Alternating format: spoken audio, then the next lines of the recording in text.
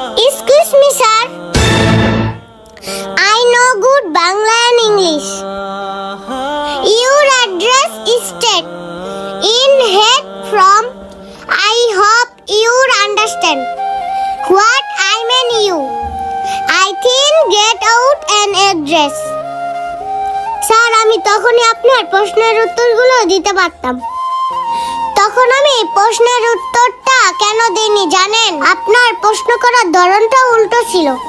কিন্তু স্যার, আপনি আমাকে ভালোভাবে প্রশ্ন করতে পারেননি, কারণ আপনারা তো এটাই ভাবেন গরিব মানুষরা সব অশিক্ষিত হয়।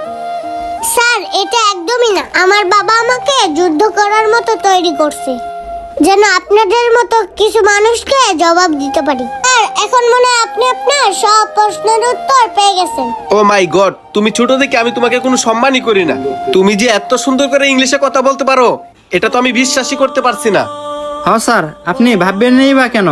আপনারা তো একটা জিনিসই ভাবেন যে আমাদের মতো গরিবরা সবাই অশিক্ষিতই হয়। শোনেন স্যার, আপনাকে বলি কি, আপনার এই চিন্তা ভাবনা বাদ দেন।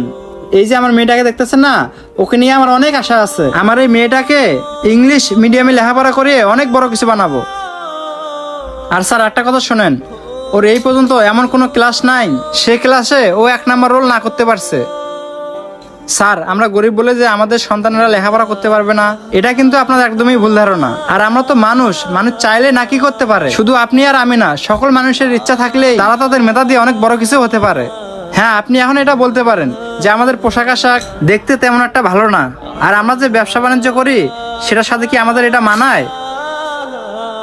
তবে স্যার, একটা কথা মাথায় রাখবেন, কর্ম তো কর্মই, কর্মকে কখনোই ছোট করে দেখবেন না। আপনিও তো একটা কর্ম করেন, হয়তোবা আপনারটা অফিসিয়াল, আর আমি ভ্যান গাড়িতে এভাবে দাঁড়িয়ে কাঁচামাল বিক্রি করি। আসলে ভাই, আমি আপনাদেরকে কি বলবো, আমি বড় লোকদের সাথে চলাফেরা করে আমিও তাদের মতো হয়ে গেছি। সত্যি কথা বলতে কি, আমি ভুলেই গেছিলাম গরিবরা মানুষ, তাদেরও ইচ্ছা শক্তি আছে। তারা চাইলেও তাদের ছেলে মেয়েদেরকে অনেক শিক্ষিত বানাইতে পারে। যেমন আপনার মাইয়াকে আপনি শিক্ষিত বানায় প্রমাণ করে দিলেন। গরিবরা চাইলেও তাদের সন্তানকে পড়াশোনা করে ভালো শিক্ষিত বানাইতে পারে। জি স্যার, আপনি ঠিকই বলেছেন। কথা আছে না, মানুষ ভালো মানুষের সাথে চললে মানুষ ভালোই হয়, আর মানুষ খারাপ মানুষের সাথে চললে মানুষ খারাপ হয়। তাই আপনি হয়তো বা কিছু অহংকারী মানুষদের সাথে মিশে আপনিও তাদের মতো হয়ে গেছেন। হ্যাঁ ভাই, আপনি ঠিকই বলছেন। আর শুনেন ভাই, এতক্ষণ আপনাকে যে আমি ছোট করে কথা বলছি তার জন্য আমি লজ্জিত। পারলে আমাকে ক্ষমা করে দিবেন।